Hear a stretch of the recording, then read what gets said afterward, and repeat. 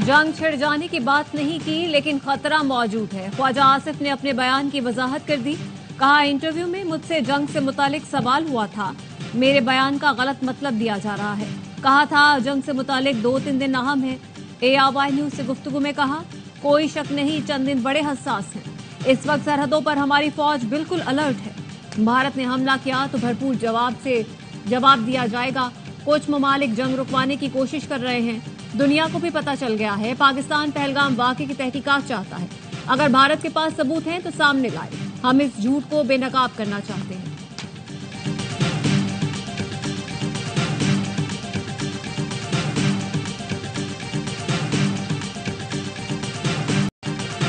भारतीय धमकियों पर all parties conference बुलाई जाए, ऐवान बाला में मुतालबा। सेनेटर फैसल वाडा ने कहा, वजीर आजम शहबाज शरीफ तहरीक इंसाफ समेत सबको एक मेज पर बिठाएं।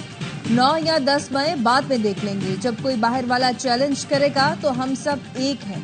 पहली मर्तबा हमें एक विजनरी आर्मी चीफ मिला। जब सिक्योरिटी उनके हवाले कर दी तो फिक्र किस चीज की है? ये कोई नलका नहीं कि पानी बंद कर देंगे। पानी की धमकी दी गई तो पाकिस्तान पहले अटैक करेगा। PTI सेनेटर अली जफर ने मुतालबा किया, ऑल पार्टीज कॉन्फ्रेंस में बानी PTI को बुलाएं। पानी के हर खतरे के लिए खून के आखिरी खतरे तक लड़ेंगे। हुकूमती सेनेटर इरफान सदीकी ने कहा, मौजूदा सूरत हाल में हमें सियासी इख्तलाफात भुलाकर मुत्तहिद होना है। हमारी अफवाज लड़ना जानती है। बिलावल भुट्टो के बयान की तायीद करता हूँ कि हमारे दरिया में पानी नहीं तो उनका खून बहेगा। अनवारुल हक काकड़ बोले, हिंदुत्व सियासत अक़लियतों को दबाने की कोशिश कर रही है। जान मोहम्मद वलीदी ने कहा, भारत में इतनी ताकत नहीं कि पाकिस्तान को खा जाए। सिंतास माहिदा बहुत बड़ा है, इसको आजकल हाथ लगाना भी मुमकिन नहीं।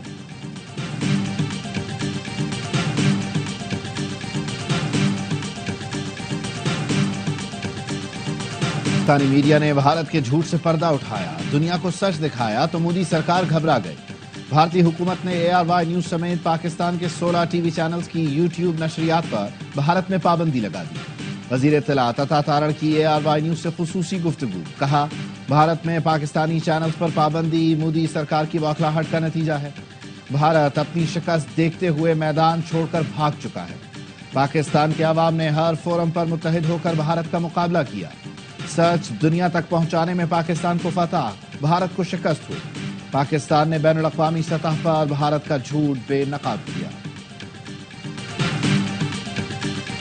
भारत अपने जाल में खुद फंस गया। पहलगाम वाक़े पर दुनिया को मुतमईन करने में नाकाम रहा। वाक़े में पाकिस्तान का ताल्लुक साबित न कर सका। अमरीकी अखबार न्यूयॉर्क टाइम्स ने इंकशाफ किया है। भारतीय वजारत खारजा में ब्रीफिंग के बाद 4 सिफारतकारों ने भारतीय अज़ाइम से पर्दा उठा दिया।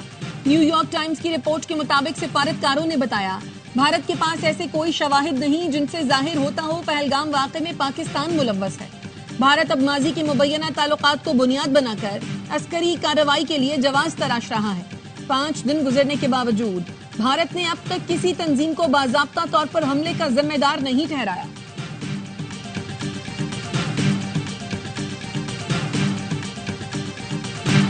सत्ताईस लोगों की जान गई, सिक्योरिटी क्यों नहीं थी? भारतीय ऑपोजिशन के मोदी सरकार से सवाल। कांग्रेस रहनुमा विजय वत्तेवार ने मोदी सरकार को आड़े हाथों लिया। कहा, यह जिम्मेदारी तो सरकार को लेनी चाहिए। हमला करने वाले 200 किलोमीटर तक अंदर घुस आए। इंटेलिजेंस नाकामी पर कोई बात नहीं कर रहा। बात होती है दहशतगर्दों ने मजहब पूछकर मारा। दहशतगर्द का कोई मजहब नहीं होता। भारतीय फौज के रिटायर्ड लेफ्टिनेंट जनरल KS गुल ने भी बीजेपी की एक और साजिश बेनकाब कर दी। बताया कि साल 2000 के दौरान मकबूजा कश्मीर में 35 सिखों के कत्ल में बीजेपी और भारतीय फौज मुलव्वस थी। अमरीकी सदर बिल क्लिंटन भारत के दौरे पर पाकिस्तान को बदनाम करने के लिए सिखों के कत्ल की साजिश की। मकसद अमरीकी सदर के सामने पाकिस्तान के खिलाफ प्रोपेगेंडा करना था।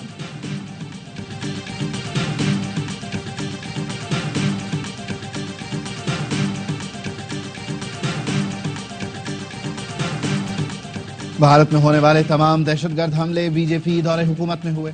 भारतीय खातून ने बीजेपी दौर में होने वाले दहशतगर्द हमले गिनवा दिए। कहा, कारगिल में खून रेजी की जिम्मेदार बीजेपी। 2002 और 2017 में अमरनाथ में यात्रियों पर हमले की जिम्मेदार मोदी सरकार है। मोदी सरकार ने 2016 में पठानकोट और उड़ी में हमला कराया। पुलवामा हमला भी मोदी सरकार की ईमा पर हुआ। खातून का कहना है, पहलगाम वाकया भी मोदी सरकार की ही सियासी चाल है। مودی حکومت آتے ہی بھارت اور اس میں رہنے والے خطرے سے دوچار ہو جاتے ہیں. انتخابات قریب آتے ہی بھارت میں اس طرح کے حملے کروائے جاتے ہیں. کشمیر میں 10 لاکھ بھارتی فوج ہے. یہاں تو سوشل میڈیا پوسٹ پر لوگوں کو اٹھا لیا جاتا ہے. پھر اتنا بڑا حملہ کیسے ہو گیا؟ ہر بات کا الزام مسلمانوں پر عائد کر دیا جاتا ہے جو اب برداشت نہیں کیا جائے گا. کشمیری بھڑک اٹھے. مقبوضہ کشمیر کے واسیوں کا کہنا ہے کشمیر کچھ لوگوں کے لیے انڈسٹری ہے اور ہم کشمیری خام مال. ہمیں نہیں چاہیے سیاحت، نہیں چاہیے ایسی طرح.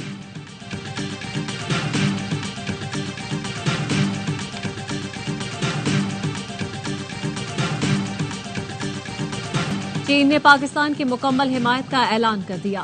پہلگام حملے کی جلد شفاف اور منصفانہ تحقیقات کا مطالبہ.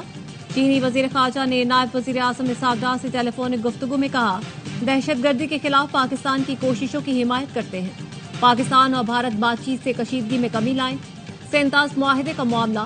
نائب وزیر اعظم اسحاق ڈار کی زیر صدارت اعلیٰ سطح اجلاس. وفاقی وزیروں سمیت ماہرین کی شرکت. اسحاق ڈار نے کہا پاکستان اپنے حصے کے پانی کے تحفظ کے لیے تمام ضروری اقدامات کرے گا. پانی کو بطور ہتھیار استعمال کرنے کی بھارتی کوششوں کی مذمت کرتے ہیں.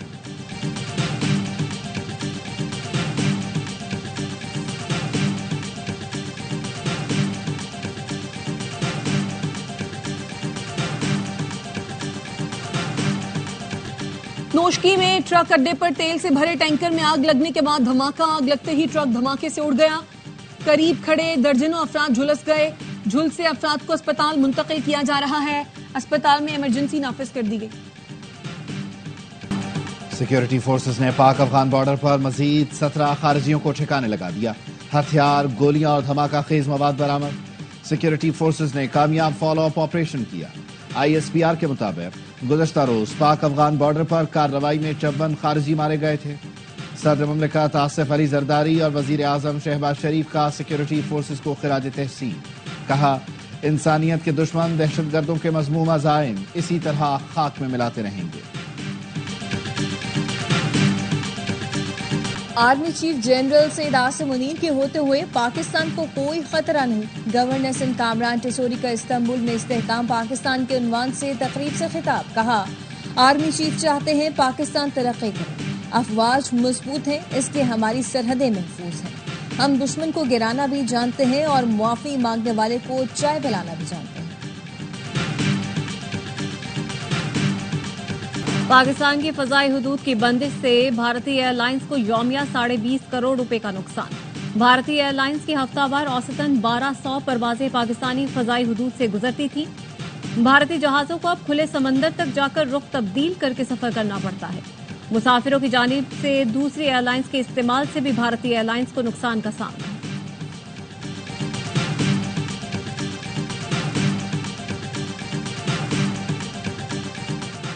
اسپین اور پرتگال میں بجلی کا بڑا بریک ڈاؤن. میڈرڈ اور لیسبن سمیت مختلف شہروں میں نظام زندگی مفلوج. دفاتر میں کام ٹھپ.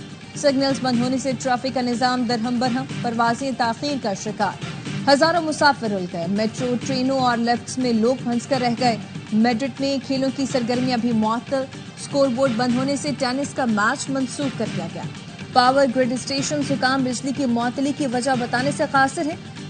بحالی کے لیے ہنگامی بنیادوں پر کام جاری ہے. حکام ممکنہ سائبر حملے سمیت مختلف پہلوؤں پر تحقیقات کر رہے ہیں. شمال مشرقی اسپین سے ملنے والا فرانس کا کچھ علاقہ بھی متاثر ہوا جہاں مختصر بندش کے بعد بجلی بحال کر دی گئی ہے.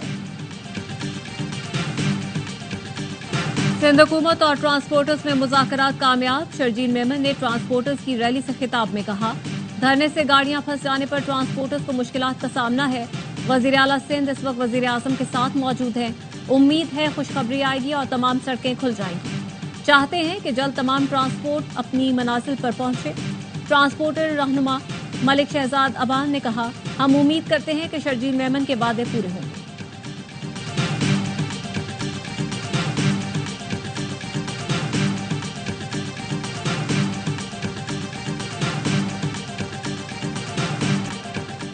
جولائی سے دسمبر پاکستان کی معاشی صورتحال مزید بہتر ہوئی. عمومی مہنگائی تیزی سے کم. کرنٹ اکاؤنٹ بیلنس سرپلس ہو گیا.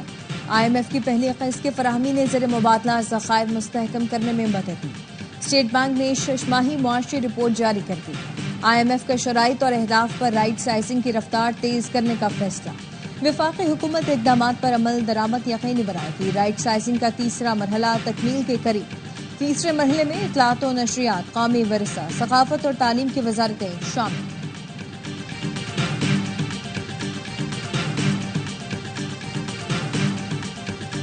24 سال بعد پہلی بار مالیاتی سرپلس حاصل کیا گیا۔ پاکستان اہم موڑ پر پہنچ چکا ہے، معیشت بحالی اور تبدیلی کی راہ پر گامزن ہے۔ وزیر خزانہ محمد اورنگزیب کا ہارورڈ یونیورسٹی میں خطاب، کہا پاکستان میں مہنگائی بڑھنے کی شرح 60 سال میں سب سے کم ہے، روپے کی قیمت میں 3% اضافہ ہوا۔ وزیر خزانہ کی دنیا بھر کے سرمایہ کاروں کو پاکستان کی ترقی میں شامل ہونے کی دعوت۔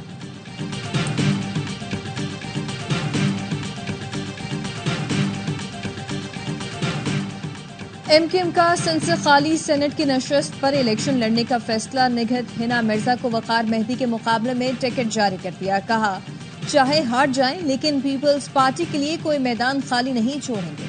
یہ نشست تاج حیدر کے انتقال کے باعث خالی ہوئی تھی۔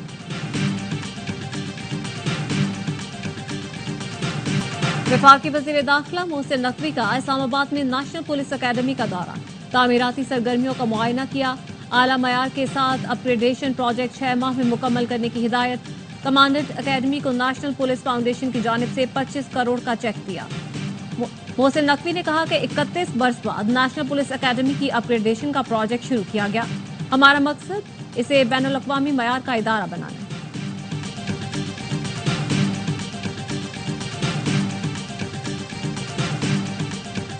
لندن میں پاکستانی ہائی کمیشن پر حملہ کرنے والا انتہا پسند بھارتی نکلا۔ ترجمان میٹروپولیٹن پولیس نے بتایا حملہ آور 41 سالہ انکت لو ہے۔ ترجمان میٹروپولیٹن پولیس کا کہنا ہے بھارتی نژاد شہری پر مجرمانہ نقصان کے تحت کارروائی شروع کر دی گئی ہے۔ انکت بھارتی سیاستدان اور فلم میکر جیمالا کا بیٹا ہے۔ انکت نے 2016 کے الیکشن میں صادق خان کے خلاف الیکشن بھی لڑا تھا۔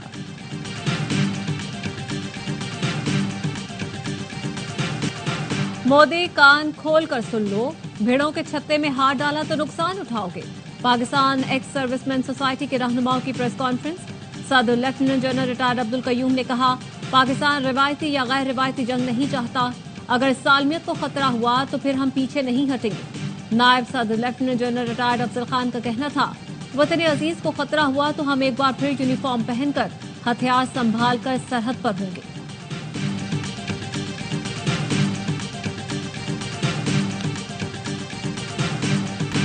کاروباری برادری پاک فوج کے ساتھ کھڑی ہے۔ سابق نگراں وزیر تجارت گوہر اعجاز بولے پاکستان کے لیے اپنا کاروبار اور جانیں قربان کرنے کو تیار ہے۔ کوئی پاکستان کی طرف نظر اٹھائے گا تو عوام اور تاجر فوج کے ساتھ کھڑے ہیں۔ FPCCI کے قائم مقام صدر ملکی سلامتی کے سامنے ٹریڈ اور معاشی مفادات حیثیت نہیں رکھتے۔ بھارت کے خلاف اور پاک فوج سے یکجہتی کے لیے ملک کے مختلف شہروں میں ریلیاں۔ جامعہ کراچی میں وائس چانسلر خالد عراقی نے ریلی کی قیادت کی۔ کوٹیا آزاد کشمیر میں بھی شہری پاک فوج کے حق میں سڑکوں پر نکل آئے۔ پاک پتن میں بھی پاک فوج سے یکجہتی کا اظہار کیا گیا۔ بھارت کے جنگی جنون کے خلاف پاکستانی قوم متحد ہے۔ 24 شخصیات اور دفاعی ماہرین نے پاک فوج کے ساتھ اظہار یکجہتی کرتے ہوئے کہا پاکستانی قوم مسلح افواج کی شانہ بشانہ کھڑی ہے اور کسی بھی بھارتی جارحیت کا منہ توڑ جواب دینے کے لیے تیار ہے۔ اسلام آباد انٹرنیشنل ایئرپورٹ سے قبل از حج آپریشن آج رات سے شروع ہوگا۔ عازمین حج کے لیے رات 11 بجے تقریب ہوگی۔ PIA کی پہلی پرواز صبح 5 بجے 300 سے زائد عازمین کو لے کر مدینہ روانہ ہوگی۔ روڈ ٹو مکہ منصوبے کے تحت 4 گھنٹے قبل عازمین ایئرپورٹ پہنچیں گے۔ اسلام آباد سے 100 سے زائد پروازوں پر 28,000 سے زائد عازمین جدہ اور مدینہ روانہ ہوں گے۔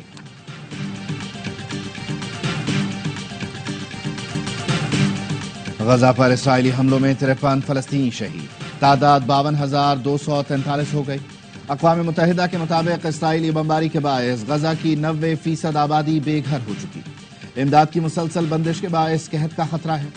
قطری وزیر اعظم نے کہا نئے جنگ بندی مذاکرات میں کچھ پیش رفت ہوئی ہے۔